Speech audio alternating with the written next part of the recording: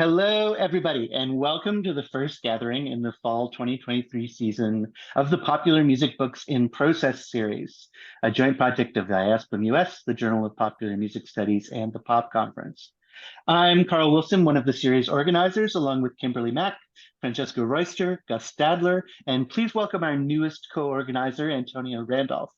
Antonia from the University of North Carolina at Chapel Hill has kindly joined us to pick up from co-founder Eric Weisbart, who is stepping back for this season while he begins his residency in Sweden. Eric will join us for sessions as often as he can, given the time difference. You'll notice we've moved to Tuesdays this season, which is where we'll stay. And because of an unprecedented volume of applications this year, we've gone back to a weekly schedule for the fall season in order to bring you as many of these exciting writers and books as possible. You can find the whole calendar on the IASPM US website under the Journal tab and get on the mailing list by contacting Francesca Royster.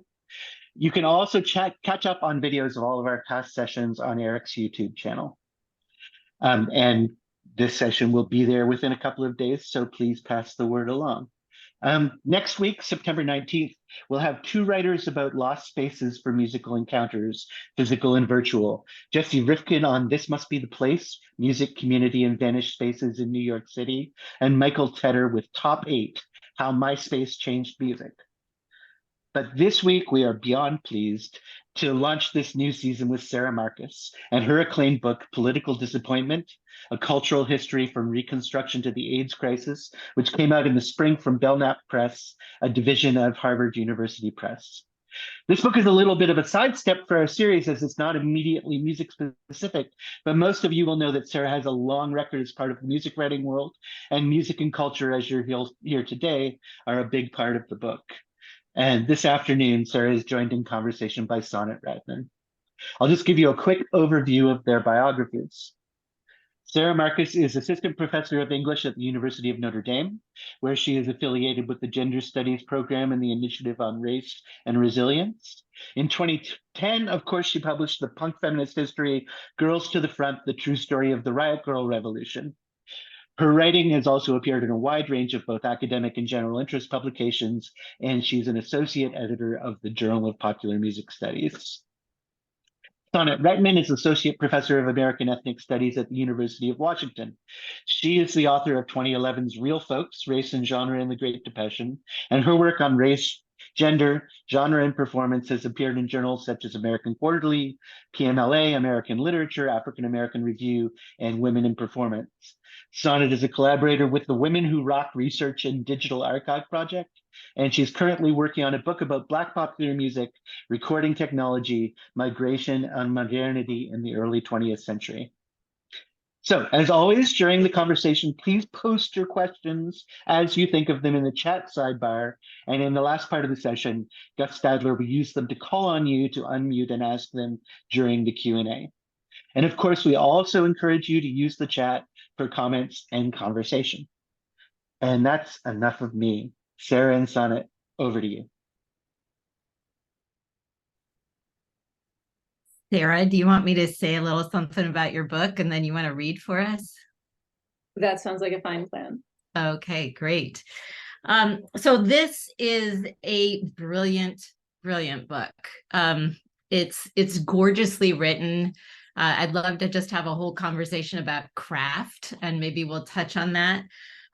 But in short order, it upends kind of rote assumptions about how leftist social movements and radical art making work.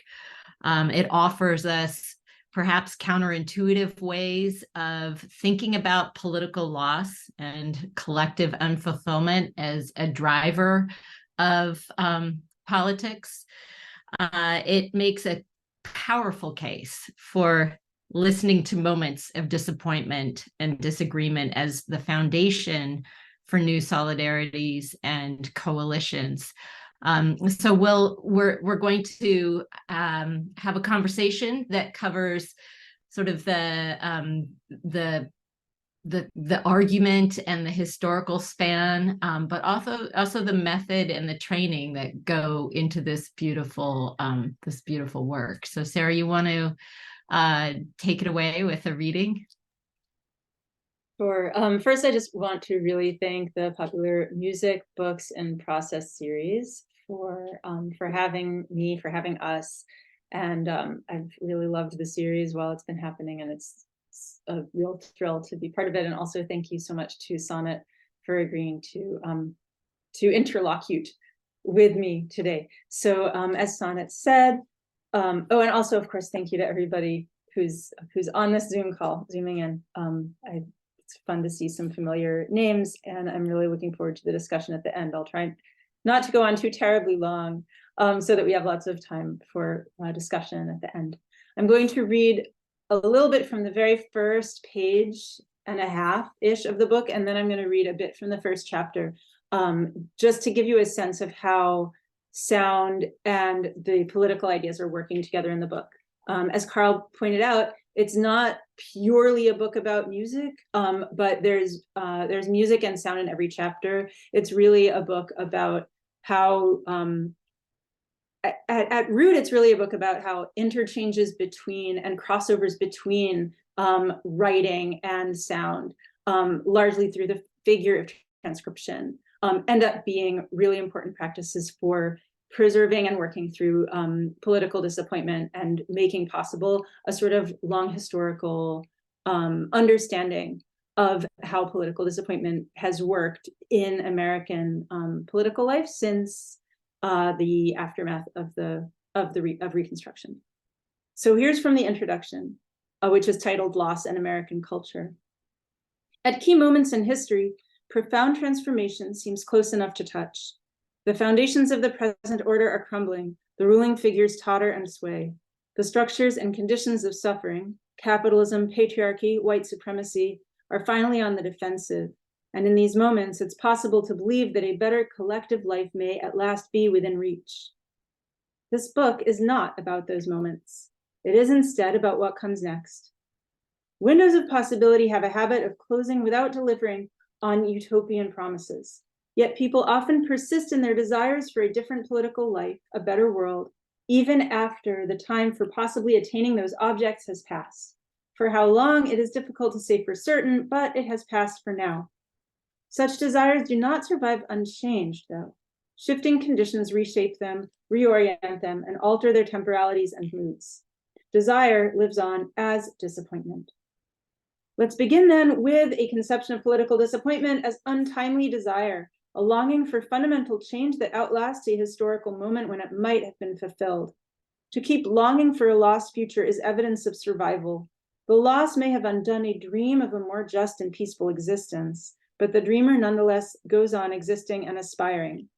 There is more at stake than mere survival, though, because disappointment shapes practices and forms that extend desire's reach beyond the inner arena or immediate scene of loss. In acknowledging loss, disappointment ushers shared desire actively into the world. And since we are all, at different times and in variously constitutive ways, undone by loss and grief, disappointment allows us to recognize thwarted and untimely desire as grounds for solidarity. I'm going to actually stop right there because the next paragraph talks about the historical arc, which Sonnet and I are going to get into, so I don't need to repeat on that. What I will do, though, is read you a bit, as I said, from the first chapter, which takes place at the book's sort of starting point in the aftermath of Reconstruction at the beginning of the 20th century. And in this chapter, I look at, among other texts, the transcriptions, the Fisk Jubilee Singers transcriptions made by Ella Shepherd, who's a founding member of that ensemble, and also at the use to which transcription is put in relationship to questions of progress and disappointment in W.E.B. Du Bois's The Souls of Black Folk. It's the latter that I'll be reading to you from for just a moment. In the years leading up to Du Bois's momentous 1903 study of the sorrow songs in The Souls of Black Folk, we find, and this is me summing up a bunch of research that I've talked about in the previous 5 pages, we find 2 primary attitudes towards slavery-era songs espoused by African Americans around the end of Reconstruction. First, on the one hand, a disdain for the songs, an aversion to these remnants and reminders of slavery, an older condition that was continually reasserting itself in social and political relations. Second, an affirmation of the song's aesthetic value despite this revenant quality, based on primarily in these set sources that I'm citing, the enthusiasm with which the world, which is to say white listeners in Europe and the northern United States, greeted the songs, a plainly articulated determination to cultivate feelings and aesthetic judgments in harmony with existing arbiters of high culture. For Du Bois, however, the songs linked to the past, the old bad feelings, is actually an integral element in their importance to African Americans' present and future contributions to American culture, and consequently to world history. He calls the songs not Jubilee songs, which was the then common designation that emphasizes freedom and joy, but sorrow songs. And he begins his chapter on the topic by describing them as rooted in the past, in lowered affect, in oddness and ghostliness. They that walked in darkness, quoting him, sang songs in the olden days, sorrow songs, for they were weary at heart. Du Bois calls the songs the music of an unhappy people, of the children of disappointment. And unlike other figures who ask people to disregard the song's link to the old days and to focus instead on their aesthetic excellence, Du Bois celebrates the songs for both qualities in the same breath, quoting bursts of wonderful melody full of voices of the past. So the Sorrow Songs chapter is also where Du Bois attempts, for one last time in The Souls of Black Folk, to resolve a question about history and progress that he's been asking throughout and that he allows to dangle, especially unanswered, at the end of the chapter titled Of the Meaning of Progress. The question being, are things getting better? How might we judge? There he writes of it, is it the twilight of nightfall or the flush of a new dawning day? Here he writes, through all the sorrow of the sorrow songs, there breathes a hope, a faith in the ultimate justice of things. The minor cadences of despair change often to triumph and calm confidence. Sometimes it is faith in life, sometimes a faith in death, sometimes the assurance of boundless justice in some fair world beyond. So he's discussing this, and he can't resist changing it into a question. He writes, is such a hope justified? Do the sorrow songs sing true? The song's mere survival, that is, doesn't automatically imply that their message is an accurate representation of the actual conditions of possibility, sort of riffing here. That must be evaluated through study and reflection, and Du Bois accordingly proceeds to discuss the long arc of global human history, focusing in on the three great gifts, which he calls song, story, and spirit, capital S for spirit, that he argues were brought to the New World by enslaved Africans who were brought over. So and I'll skip the quote there, but basically it's the fact of active cultural work, the fact that that Americans of African descent brought gifts and work to the country and helped create America. He writes, would America have been America without her Negro people? That is what yields the conclusion that even so is the hope that sang in the songs of my fathers well sung. So he's still not saying, is the hope justified? He's saying it's well sung. I don't think that this is like total hair splitting, because of the role that like being well sung or singing plays over and apart from the question of can we justify or can we back this up empirically, right? So he goes on to say, if somewhere in the whirl and chaos of things there dwells eternal good, pitiful yet masterful, then anon in his good time, America shall rend the veil and the prisons shall go free. So that's if. If there is a God and there is, divine justice, then the hope will prove true. But, that's a sizable if, especially for Du Bois, who's not, the most devout guy on the block. And anon in his good times sounds uncomfortably like the permanently extendable, all deliberate speed that would be employed decades later in Brown v. Board to defer justice indefinitely. So amid the rhetorical questions that close the essay and the book overall, the question of the hope's justification or truth remains open. But the essay ends not with that conspicuously uncomforting deferral. It ends instead with a song. Slipping into a lyrical riff on the word free, Du Bois writes of a chorus he hears singing. Free as yonder fresh young voices welling up to me from the caverns of brick and mortar below, swelling with song, instinct with life, tremulous treble and darkening bass. His writing is practically music here, words rounding into the rhythm and cadence of song. What he cannot bring himself to fully hazard through rational thought, he leaves to music to invoke, first approximating it in text, and finally ceding space to it entirely. After all of the wordless musical transcriptions that have punctuated this book, which if you're at all familiar with the Souls of Black Folk, you're very familiar with these, one lines of single staves that precede each chapter. He here inserts one final song, this one with lyrics. My children, my little children, are singing to the sunshine, Du Bois writes, and thus they sing. This is the point where I share the screen to show you what comes next. He reproduces a transcription that unites words and music, marking a change from the abstracted, formalized musical staves without lyrics that had introduced each chapter.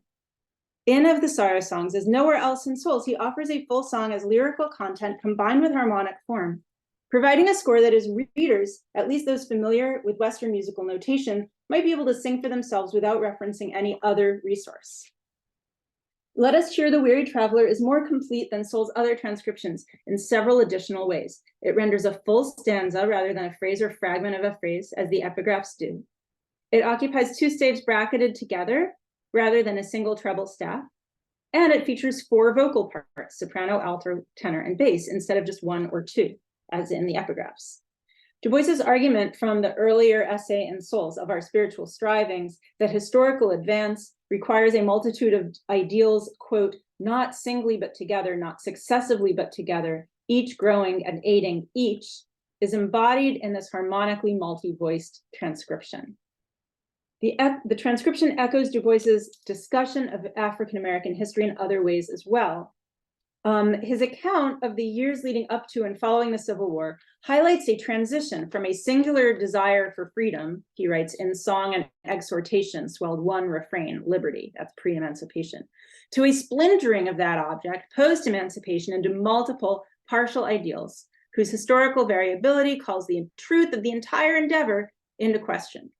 Similarly, in the transcription of Let Us Cheer the Weary Traveler, unanimity prevails through the first 3 phrases, as you can see. If you know any music, you can see that it's the treble staff and the bass staff are doing the same melody for the first 3 lines, just an octave apart.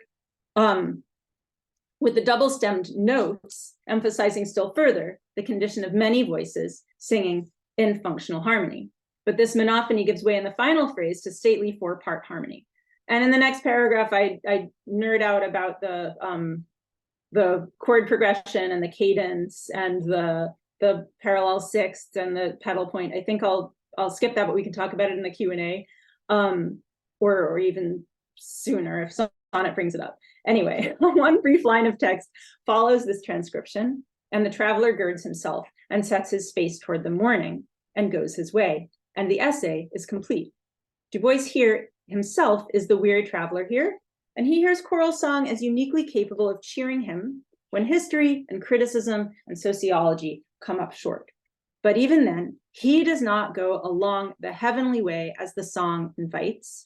He goes instead his way, toward not heaven, but the circadian renewal of life on earth, since he says he sets his face toward the morning. Capital M, by the way. As discussed earlier, while this hope of the Sara Songs, the faith in the ultimate justice of things may or may not be empirically true, Du Bois states unequivocally that the fact of African Americans' active contributions to the formation of America makes the hope well sung. The outcome is not assured, but the active endeavoring, the work and striving that is audible in Black music as well as elsewhere, constitutes for Du Bois sufficient justification for having hope. And although that hope may remain suspended or disappointed, by finding form in song, it is able to be a productive force in the world. I've been reading long enough. We should, I'll stop the share and we can get into discussion. Thank you for those 2 excerpts. They're so beautiful. So the one sort of provides us with this thesis, and then we start to get some sense of the method and the kinds of moves you're making with music and transcription really throughout the manuscript. Before we get to that, though, tell us a bit more about political disappointment. We were talking yesterday about sort of the affective registers that are often placed with popular music, and sort of thinking about guilty pleasures and guilty pleasures. That's been disappointment, yes, in terms of romantic relationships, but you're taking us somewhere else. So can you tell us You write, political disappointment pervades the 20th century from its earliest moments. So can you talk to us about that? Right. So as I mentioned in the early part that I read, the conception of political disappointment that drives this book is a conception of disappointment as a desire that's persisting past the time when its object seemed accessible. So the idea is that there are these moments when vast cultural, social, political transformation seems really possible, seems quite close. And when those moments close without delivering on their promise, there's a leftover. I'm fighting calling it a hangover because I don't actually think that's what it is. But there's a leftover wish for a thing that can't be acted on the same way and can't really be accessed the same way as it could when the object seemed really proximate, really accessible and attainable. And what I found through my research in the Cultural Archive of the 20th century was that alongside what I think is the more familiar response to such situations, which is political disillusionment and the spectacle which we're familiar with, especially from the final decades of the 20th century, of former leftists sort of recanting and talking about how wrong they were to have invested in a certain vision of social transformation. I found all these other archives and all these other records of people who weren't disavowing their previous wishes, but were recognizing that a change had happened in how attainable they were. You know, I noticed this in literary sources. So there's the first Grace Paley story in her collection Enormous Changes at the Last Minute is a story conveniently titled Wants, in which a woman encounters her ex-husband on the steps of the New York Public Library when she's going to return a book. And well, she's going to pay a fine, and a long accruing fine. And then she turns in the book and checks it out again. Just, you know, referencing like there are costs, right, to like holding on to something too long, and yet even after you pay them, you sort of want to keep holding on to it. In this case, it's Edith Wharton's The House of Mirth. But the thing that really interests me in that story, I mean, there are a bunch of things that interest me in that story, but one of them is that her ex-husband accuses the narrator of never wanting anything, and you'll never want anything. And she's very hurt by this. And she says, but I do want something. You know, I want to be a better person. I want to bring library books back on time. I want to be an effective citizen who, you know, is able to have an impact on local development. And then there's this line that stands all by itself. I had promised my children to end the war before they grew up. And the had is like italicized. And it's just this beautiful, wistful thing. It just hangs in the air. It doesn't get commented on again. But there's this thing of like, clearly the children, you can tell, like the children have grown up. She failed to end the war. The story comes out a year or two before the Vietnam War ends. The main character clearly has children who have grown up, and she failed to accomplish the thing that at one point she felt confident enough about that she made a promise to her children about it. Then that wistfulness sort of hangs in the story, but it also sort of propels the main character to go and look at long, slow changes. The story sort of ends with her seeing that like trees that had been planted long ago are, you know, just now coming into their full flower. And, you know, maybe that's a little bit of a cop out, like a sort of you're tending the garden of the tree planted on the street in New York, which is, you know, as much of a garden as most New Yorkers get.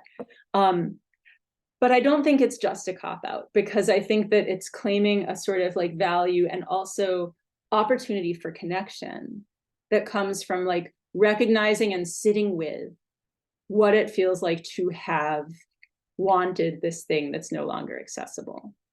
The fact that the narrator sees no need to further comment on it, I read as a sign that there's a trust that the readers get it, and that it doesn't have to be like belabored, and that the readers might even feel kept company by this narrator's wistful acknowledgement of this eclipse promise that hangs out in a list of wants. That's such a beautiful formulation, the wistfulness and the eclipse promise. And of course, as soon as I frame that question about affect and popular music, we could think about the blues, right, as Right. a genre. Yeah, I that didn't actually answer inhabits that. this. But that actually takes us to the historical span of the book. So you trace a century of disappointments, but I think one thing that several reviewers have commented on is that you're starting this book with Reconstruction. And so talk to us about the arc from Reconstruction, the subtitle of your book, right? A cultural history from Reconstruction to the AIDS crisis. Right. This was a book that that sort of kept extending earlier into time. The chronology of it has its genesis in my coming of age in a left that was really in deep mourning for the 60s. And I was very aware coming of age politically in the 90s and early 2000s that like something had been lost in the aftermath of the 60s, that like by the early 80s it was clear like we were never getting back. And that was in terms of possibilities for radical politics. I think in a certain way it was also true for like possibilities for overlaps and crossovers between popular music and radical politics and radical culture. But I had this older preoccupation with the leftist culture of the 1930s, and I wanted to know how that fit into everything. I had done my undergraduate thesis long ago on literary journalism in the leftist press in the US in the 30s. And that had seemed to be another like amazing lost moment of radical possibility that you could see as stretching forward through the Popular Front era all the way up until McCarthyism kind of like slaps the lid down on that. And so I wanted to think about that long time span, to think, is there something more repetitive and iterative than just like, oh, we're in this sad wake of the 60s. But of course, once I got backwards to the 30s, I realized that the 30s is absolutely living in the shadow of the failure of Reconstruction. And that was when I started to read tremendously in that history, in that period, and just really started to understand the aftermath of the Civil War as this incredibly significant and in some ways never reproduced moment of the possibility for the United States to have gone a completely different way. You know, the Constitution was rewritten, the very fabric of like who gets to be a citizen got like totally renovated. And then after several years, it got shut down. Like the laws that had been passed to put these constitutional amendments into practice were overturned by the Supreme Court. We get Jim Crow. Obviously, we have the before anything else, the Compromise of 1877 that ends the occupation of the Southern capitals and basically sets the Southern states free to make their own policy without being interfered with by the federal government. So and even Du Bois writes about this really, really beautifully in his book on Reconstruction, just about how like it actually like the possibility there wasn't illusory. Like there really was a chance there. Like things were in place. And this is something that people can debate, but I love that Du Bois is like everybody sensed this possibility that the country could be completely different.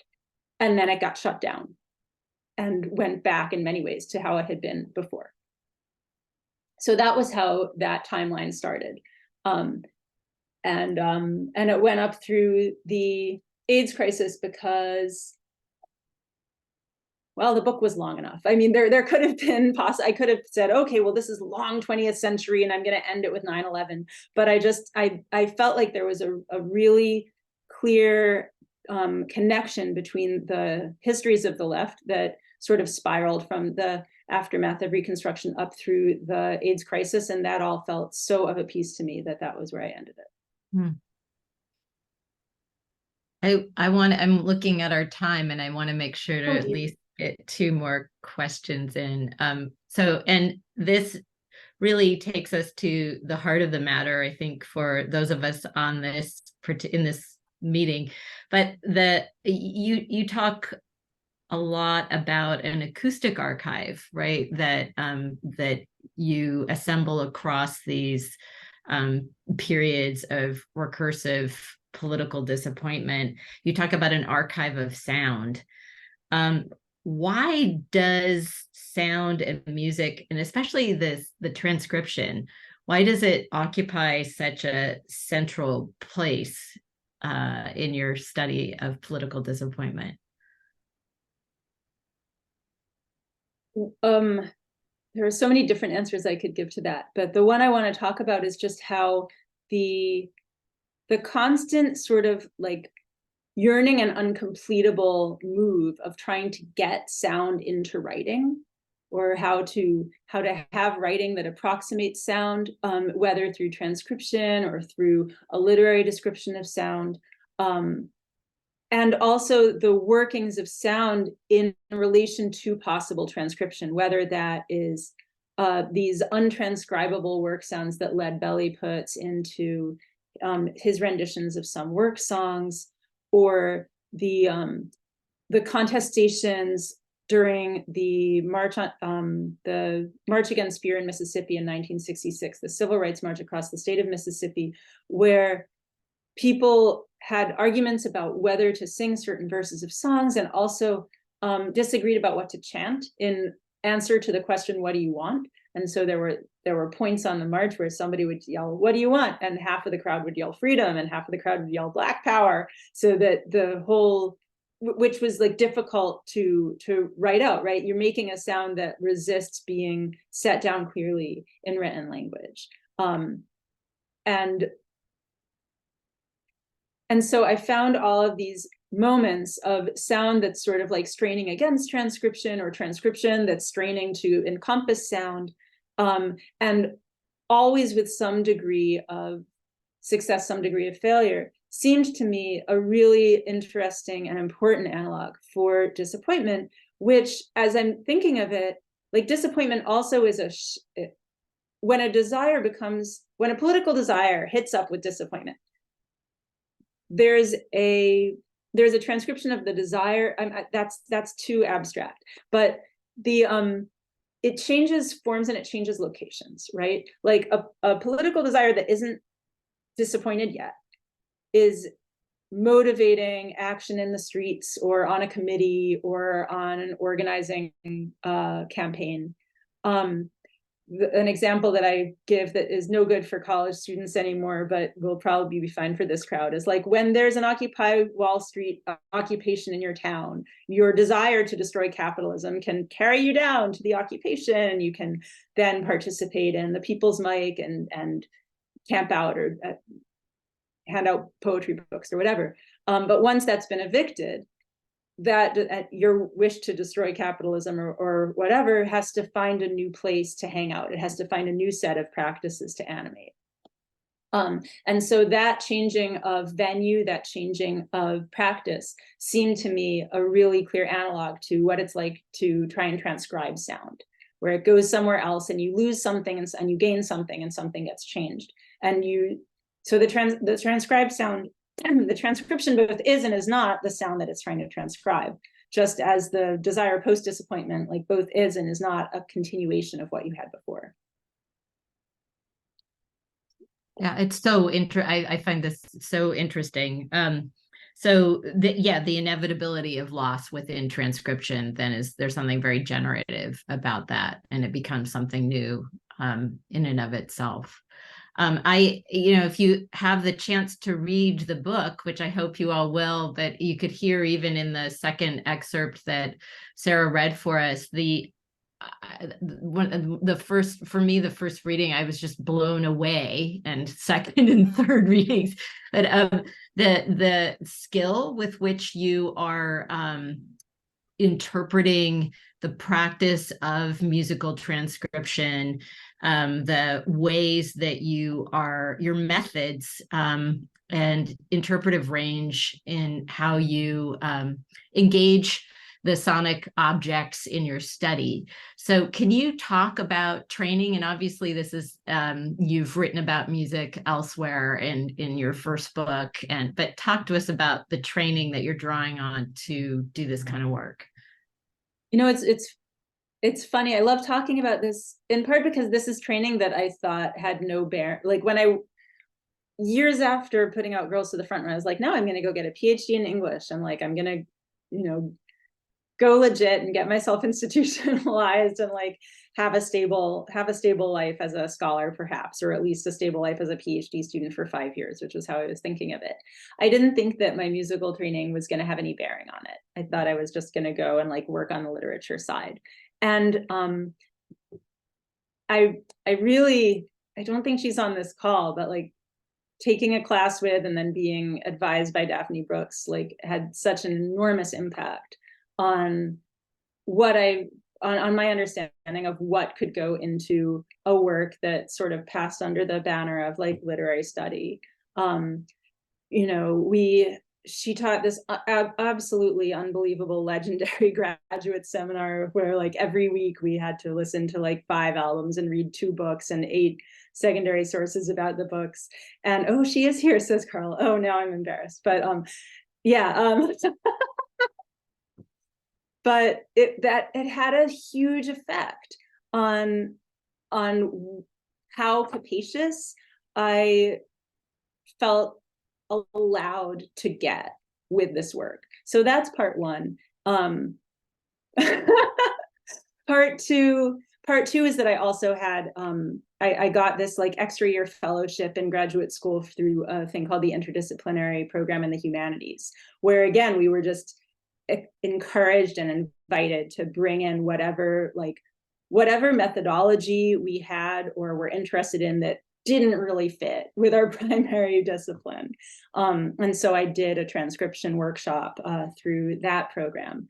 And then where I played different music and I asked people to experiment with different modes of transcribing what they were hearing and trying to think about what influenced how broad people's ears were. Like, are you only listening to what I'm playing on the piano, or if I very intentionally but sneakily make some other noise, are you transcribing that too? Turned out the dancers transcribed everything, which was not what I was expecting.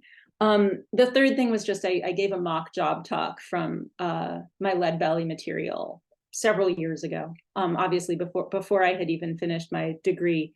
And in the comments on the mock job talk, people said that part where you turned around and started pointing out details in like different ways that people were transcribing non-musical vocal sounds and percussion in work songs, like do more of that, because that was just so interesting. And I thought, oh, okay, sure, I can do lots of that. I find that absolutely fascinating. So it's just, I don't know, it's just been a continual process of like finding that the things that I think there's no room for are actually like, there's not only is there room for them in the work, but they help the work. Oh, so the training was just, right. I'm doing a terrible job of answering your questions straightforward. I played classical piano growing up. And around middle school, my mom, to her everlasting credit, found out that there was a scholarship available to help pay for people's piano lessons. And not only piano lessons, but if you got the scholarship, it also paid for you to have a music theory class once a week. So it was this guy whose wife had loved music and had died, and he had established this the scholarship fund in her name. And through that, my piano lessons were subsidized, and I also had a weekly music theory class at the JCC in Maryland. And one of the very first things that we did was transcription. You know, the teacher would like play things. I still remember she would like play a measure and then she would yell bar line and play another measure and yell bar line. And so we learned to just like write the notes first in the bar lines and then worry about like the rhythmic value of the notes. And I loved it. And it's useful now. I have a 6-year-old, and when she wants me to write her out a song so she can play it, I can write it and give it to her to play, which is also very fun. That is that's very beautiful, and we'll have a chance to pursue many of the sort of the claims and issues that you've raised so far in our discussion. But I think at this point, Gus, I'm going to pass it over to you for Q&A. So I think we have about 15 minutes. Great, thanks. Thanks to both of you, Sara and Sonnet, for that great exchange. So we have some questions. I think I'm not going to start with my own question because that seems a little unseemly. Actually, also it's a little bit specific, but I'm going to call on Dan DiPiero to ask his very interesting question. Dan DiPiero, Hi, thanks so nice much. to see you. Yeah, you too. This is great. I'm so stoked for the book. Thank you. I was just wondering a little bit more about the terminology, like why disappointment versus despair or anguish, and does it have to do, like I thought of this when you were talking about the afterlife of desire, and you know, is anguish a little bit like prohibitive for desire to live on? Is it a little bit too extreme? Does that make sense? That does make sense. And that's interesting because people will more often ask me, why not mourning? Which was a huge thing, a huge one that there are plenty of excellent volumes about. And I talk a lot about why not mourning, because mourning presupposes that the thing is like dead and gone forever. And I think that the question of how permanent the loss is really an open question in the case of disappointment. As for why not despair, anguish, so this will maybe be of interest to a few people on the call, and the rest of the people will be like, okay, get back to the music. But I don't think of disappointment as itself a mood or an affect. Like I think disappointment is an experience. It's a mode of desiring. It's like what it's like to be going on wanting something that you no longer have any expectation of getting in the foreseeable future. And there are all kinds of different ways you can feel about that. You can feel rage, or you could feel despair or anguish. You could also feel wistfulness. And as I went through all of my case studies, there was such a range of how that actually gets expressed and worked out and experienced by different people, that it was really clear to me that I wasn't writing about a single affective flavor. But also a slight other thing is that you're right, despair and anguish are more extreme versions. And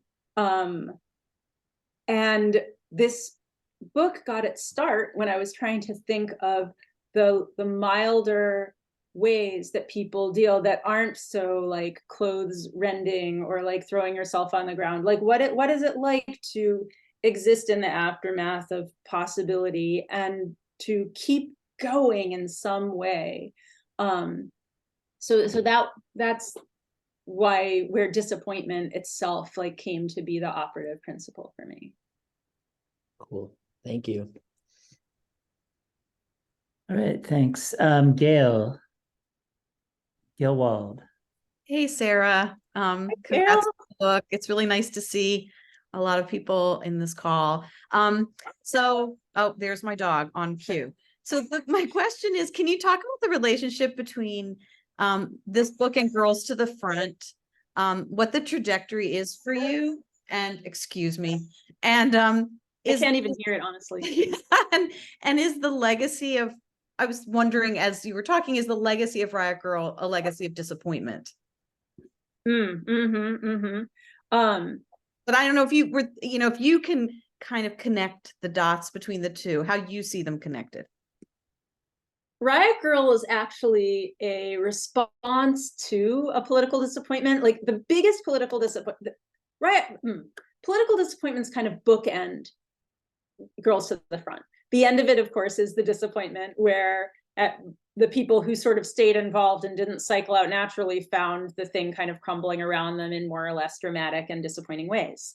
And when I was doing my interviews, I was sort of asking everybody to excavate their political disappointment and to access the still operative desire that's still, still somehow alive at the core of their feeling that it all went wrong, or largely went wrong. But I feel like just as important, if not more so, is the disappointment that launches Girls to the Front, which is the anti-feminist backlash and the paring back of visions for cultural transformation within the feminist movement that the feminist movement undertakes in response to, in my reading of the archive of the late 70s, early 80s, in response to the attacks and the rollbacks and the backlash that radical feminism finds itself sort of cast back on its heels, engaging in activities that a couple of sociologists of feminist movements call like abeyance-based activities, like just trying to like keep your friend circle and support each other, where meanwhile on the political arena, organizations are pursuing much less transformational agendas. And so that sort of thing, and Riot Girl comes up sort of in reaction to that, because they now find we need a radical visionary feminism that has space for our anger, and none exists, so we're going to have to create it. And that's a way that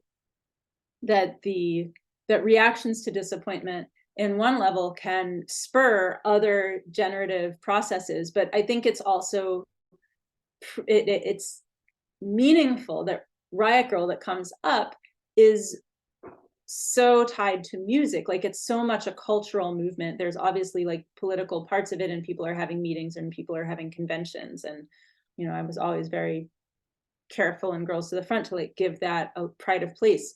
But they didn't have the same sort of strategic, here's how, we're going to go sit in at this magazine and get them to change their policy, or we're going to protest outside the Pentagon or whatever. It was in a different arena. So in a way, I sometimes joke and say that political disappointment is just the very long prequel to Girls to the Front. Thank you for your questions. Good to see you. Next question is from Francesca Royster. Hello, Sarah. This is just such an amazing book. I just ordered it just now as I was sitting here. And I can't wait to really dig into it. But I was just wondering about, the question, my question is really about right now and where you would start in terms of thinking about political disappointment right now. But buried underneath that question is also, do you think that you need historical distance in order to really capture a snapshot of political disappointment? Like how does pastness or nostalgia, or at least some arc of history or time, how is that important to what you're doing? Oh, thank you so much. I'm so excited to talk about both of those things, which I'll try to do very briefly. I think we are in a real moment of sort of like post-radical possibility disappointment right now, given the degree to which things seemed to many people very open and possible in 2020, 2021, where the people are actually defunding the police, and, progressive prosecutors are being elected, and we have this quote unquote racial reckoning. And are we finally going to, and because I studied all of this stuff, I was already like, I want to think that's all going to really happen. But instead, I find myself interested with love, like sending love and interest to the people who feel that something big is going to happen. And if I'm asked to contribute in some way, I certainly will like do what I can. And at the same time, at this point, the hopes felt, I don't know, I guess this is where I want to just like jump to your question about historical distance. Like I don't know, looking at things in 2020, 2021, actually what's the arc. But I do have, from having studied these 5 moments of possibility and disappointment over the course of the 20th century, I have a pretty layered sense of the different ways that these things do play out. And I actually found it really difficult to write the coda of the book because my editor was asking me to say a whole lot about the present day. And I found myself really struggling even to say whether disappointment in 2023 is the same as the disappointments over the course of the 20th century, or whether it's different now because apocalypse is so much closer, and like and because sometimes I felt a real nostalgia for the 20th century sense that like we would get another chance to get it right. Sometimes I feel like that sense is missing now. And then sometimes I would say, but Marcus, chill out, because you're right in it. You're right in the middle of it. So give it some time. And so I do in the coda be like, you know what, I can't really say because I'm in the middle of it. I do think that we need distance to understand whether it's the darkness of nightfall or the flush of a fresh dawning day. That's beautiful. Thank you. And it kind of reminds me a little bit of Footsteps in the Dark, both George Lipsis's book and also, is it the Isley Brothers? That song of like kind of dread, but also the unknown of the current moment. So thank you. Thank you. Okay. The next question is coming from Robin and her second iPad. Hi, sorry, I'm on my second iPad. Sara, thank you so much for this book. I remember the PopCon paper on Du Bois that we talked about. So it's really exciting to see that project sort of blossom into its full form. My question is about method, and surprise, I'm a philosopher, I'm asking a meta question. So I was just wanting to push you to say more about why use sound and music to think about political questions. Because as you know, like, well, why not? Like my stance on this is why not? And I was just wondering, in your experience of like talking about the book to people, did you get a lot of pushback about that? Were people hesitant or incredulous? So yeah, asking as someone for whom this is my method, I'm just interested in your experience, kind of talking to people about a project like this. Right.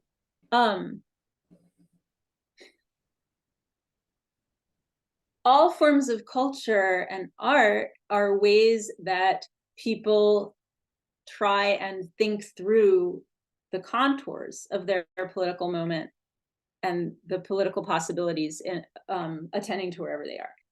So the questions that I got were usually from literature people who would say, well, why music and literature? They had no problem with using literature to think through political problems, but like, why is sound in there? And I think that's why I ended up developing the transcription part so thoroughly, because that was the question I got all the time. What do these two things have to do with each other? Nobody really questioned like, how can you get from those to politics? Because I mean, in literature, like doing political readings, there's never any like, why would you do that? Why can't you just read the literature like obviously literature is a product of the moment that it comes from, and so is music, so is sound. But I felt like it fit with disappointment so well, because disappointment is so much about a desire in search of a form, right? And sound also is always in search of a form. Like pure sound can't be like, it needs some sort of medium to pass along the vibrations. Otherwise there's no hearing, because there's no medium. There's just It's like the recordings that were made of the very, very incredibly slow pulses and cycles of vibration in space, right? Nobody hears that until you measure them and transform them into sound. And so thinking about those kinds of transformations was always really exciting for me as a figure for even how does politics get into literature, or how does politics get into music, or how does sound get into writing? Thanks. Yeah, interesting. Thank you. All right, moving on, we have Carl Wilson. Thanks, Gus. Hey, Sarah, this has been great, and it's incredible, and this work is really hitting me where I live. I guess I want to ask, because I haven't had a chance to read the book yet, about the second part of the subtitle, where about getting to the AIDS crisis, and it strikes me that like disappointment operates in kind of double ways there, in a kind of the iterativeness that you were talking about, in that like the AIDS crisis itself, of course, brought on the disappointment of the loss of the moment of the initial gay liberation movement, and the literal pioneers of that movement in direct physical ways, as well as the culture that went along with it. But as somebody who came of age during the AIDS crisis, to me, it was also an incredible moment of political possibility itself, that the AIDS activist movement felt so exciting and alive and generative of new approaches to radical thought and politics. And then that in the aftermath, that became subject to a disappointment in its kind of recapture by the marriage movement and a kind of mainstreaming. And and we can talk about what the legacy of that has been. So I'm curious the ways that you approach that in the book, and since we're here, the music that you think of when you think of those questions.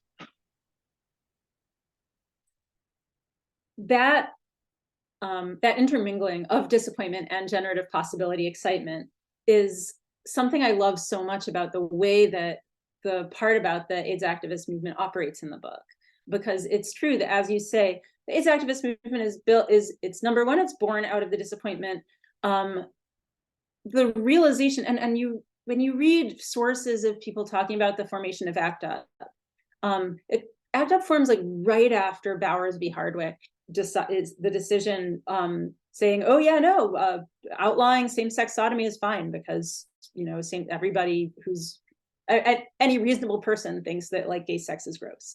So that comes down, and it was really a surprise to gay activists when it came down. They did not think the case was going to go that way. And so the realization that Stonewall and Gay Lib and everything had not, in fact, like, number one, it hadn't been sufficient to sway the Supreme Court on just basic matters of like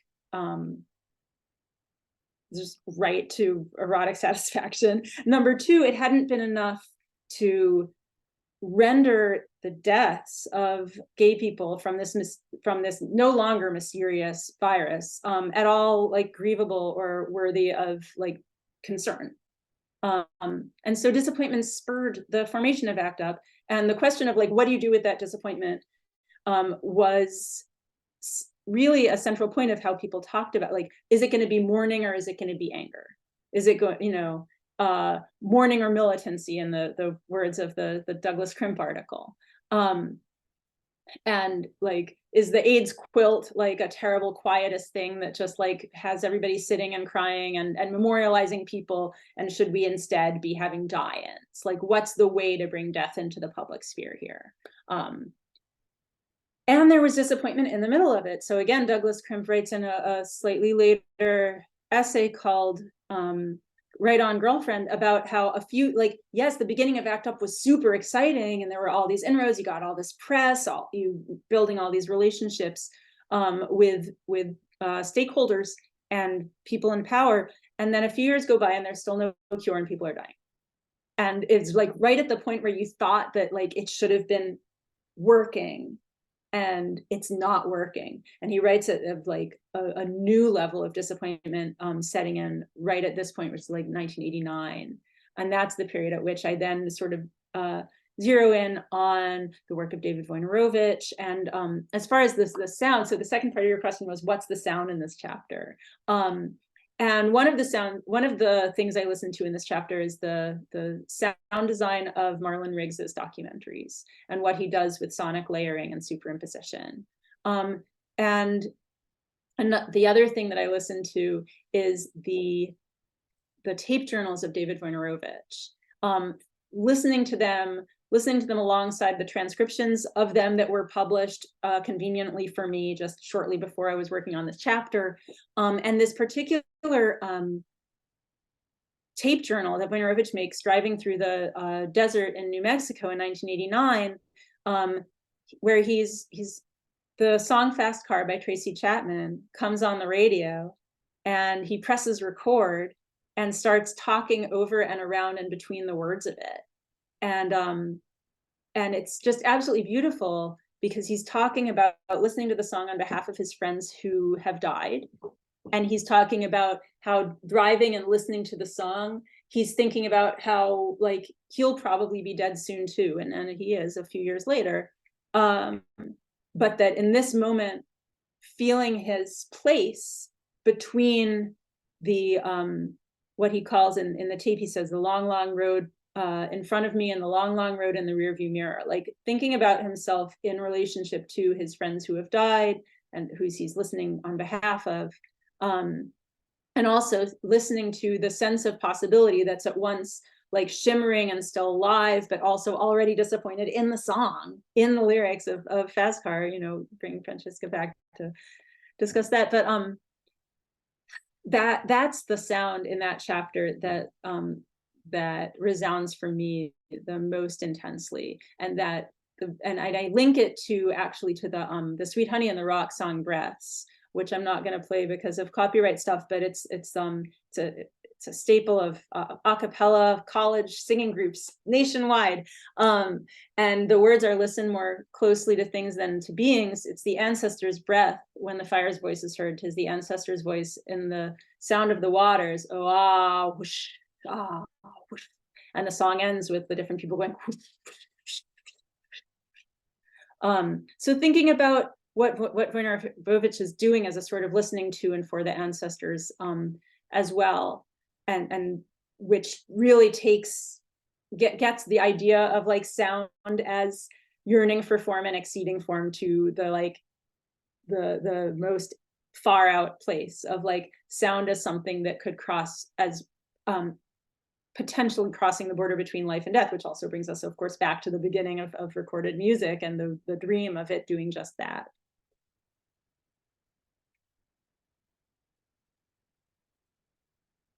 Okay, thanks. Next, we'll hear from Antonia Randolph.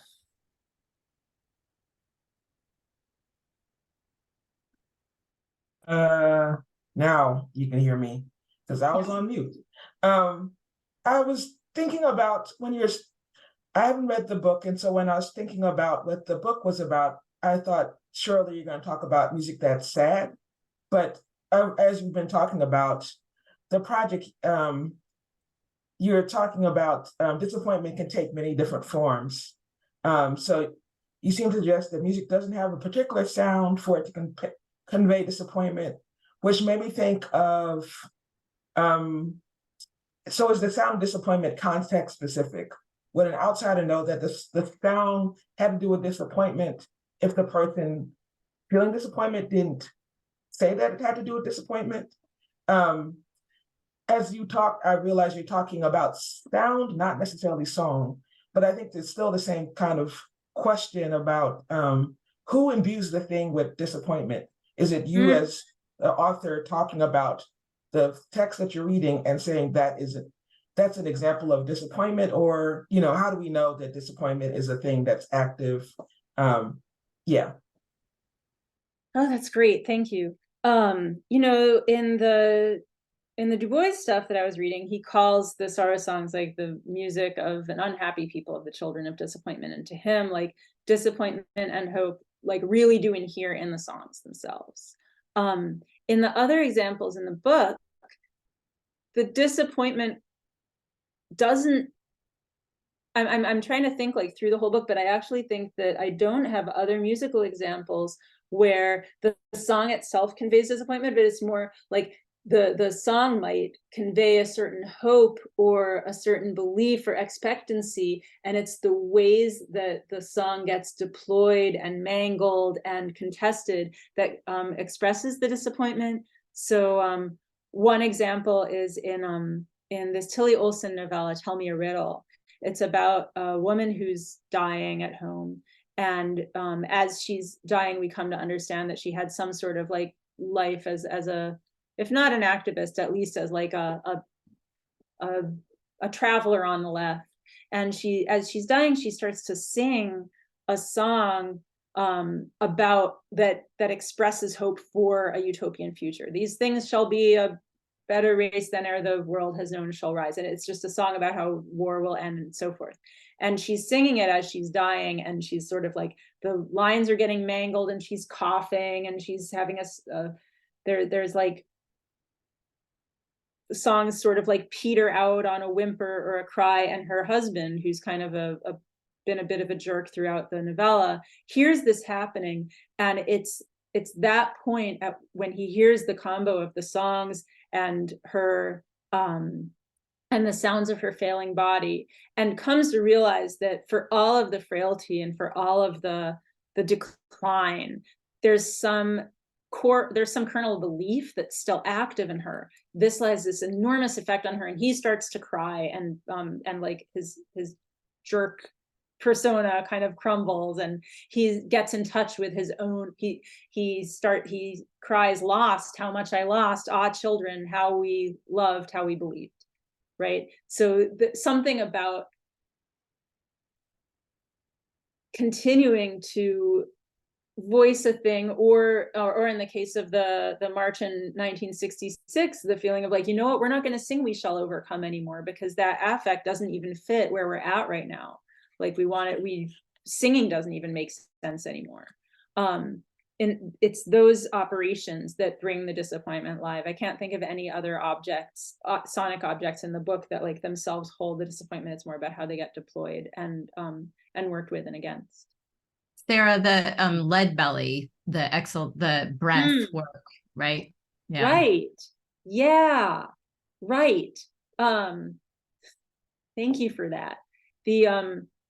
So also in chapter 2, I talk about Lead Belly's recordings of work songs, and how at a certain point in the middle of the 30s, he starts to add this ha sound to, which goes in the place where the moment of exertion would have come in a rhythmic like work site that was being accompanied by the singing, and that early on he wasn't doing those these songs. And then by the middle of the 30s, a point at which the figure of like the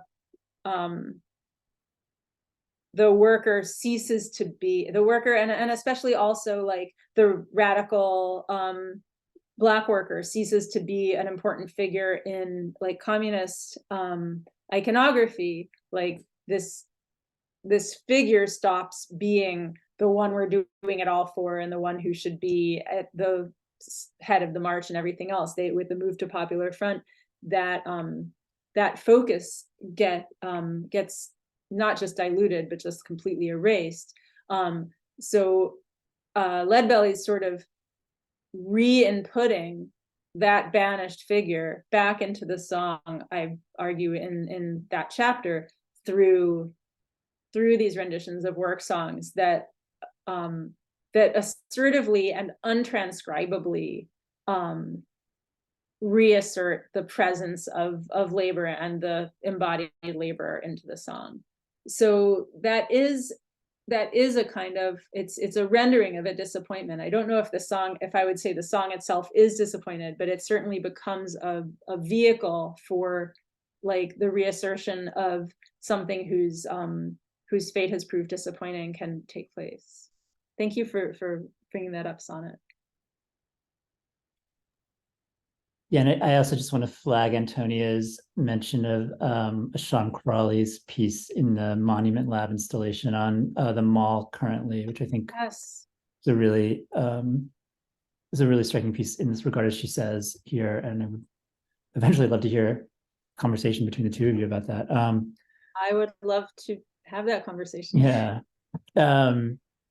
So the last question is mine, which is kind of going to into the lit world a bit. And I was just listening to you. I also have not had a chance yet to read the book, but just listening to you talk about Du Bois and souls, I just started to think about Autobiography of an Ex-Colored Man, and you know, those books have like a very intense relationship with each other, I think, and the ending of it is so bleak and so I mean, to me, like seemingly like sealed off bleak, like with the lynching and then like the abandonment of not just, I mean, both his identity and his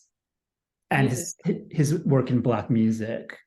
And I was just wondering if your argument, your book's argument, or your argument about Souls of Black Folk, is there anything that it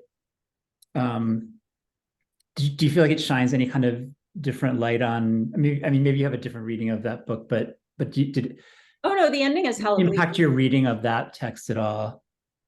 Oh, that's so great. I teach that book all the time, and it's never occurred to me to be like, oh, why is that book, why isn't that in Political Disappointment?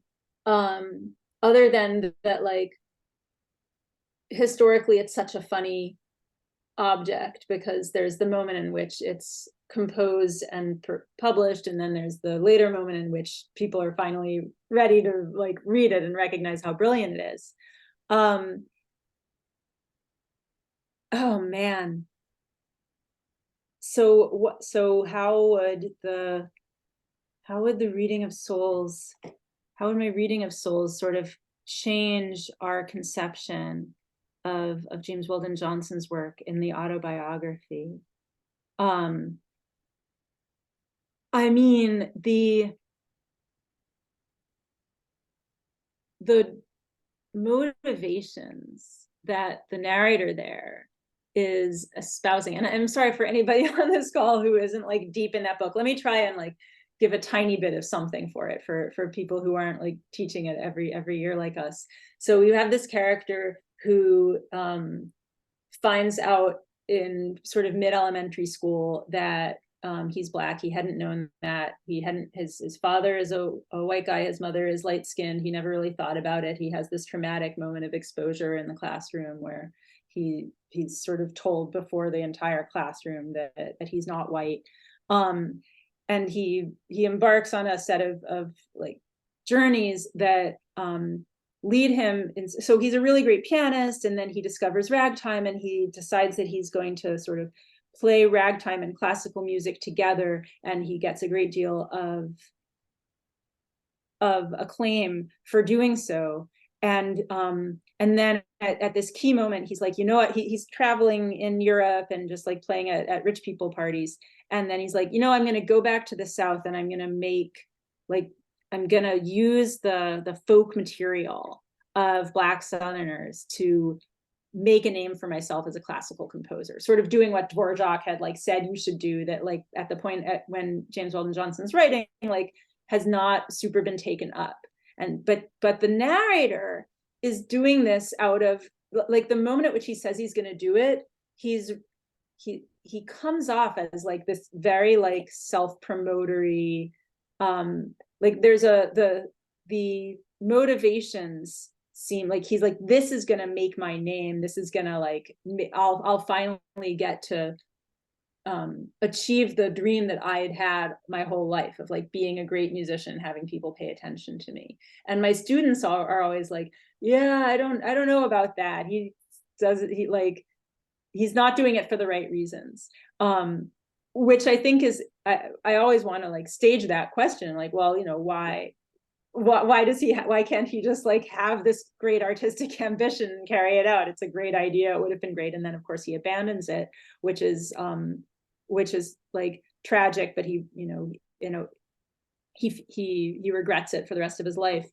So I guess what that brings about is like Du Bois's project in Souls is so much about like raising up the folk-based traditions of Black communities to an equal aesthetic plane with the culture that's already sort of acknowledged by like the white arbiters of culture as like high culture. That's the project of you know this, but the project of the epigraphs that pair the line of the spirituals with some poem by some Anglo-American poet, to say these things are equivalent, they're aesthetic achievements that are on par with each other. And I think that what the James Weldon Johnson books adds to that is the notion of like the mediating processes that make that kind of work possible are processes that have to be undertaken by like embodied people with dreams and wishes and fears and vulnerabilities, right? Like he has to abandon his project because he goes to the South and he sees a lynching and it shatters him. So it's like culture doesn't exist separate from the sort of the political and the circumstances of violence and exclusion that really shape the social world out of which the music comes. And so it's very difficult to just extract it and be like, here we have this pure specimen of music that we can admire, because the work that it takes to get it into print is so is such vulnerable work taking place in like real time and real space that subjects it to terrible pressures. That's great. I mean, I think that's fascinating. I love the way you put that. I hope to talk to you more about this when you come visit Haverford. But we have to shut down now. Thank you so much, Sara, for this and for the book, and Sonnet also for your great interlocution. And just as a reminder, next week at the same time, same day of the week, we have a session on vanished spaces with Jesse Rifkin, talking about his book, This Must Be the Place, Music, Community, and Vanished Spaces in New York City. And Michael Tedder, Top 8, How MySpace Changed Music. So thank you everybody for coming, and we hope to see you more this fall. Take care.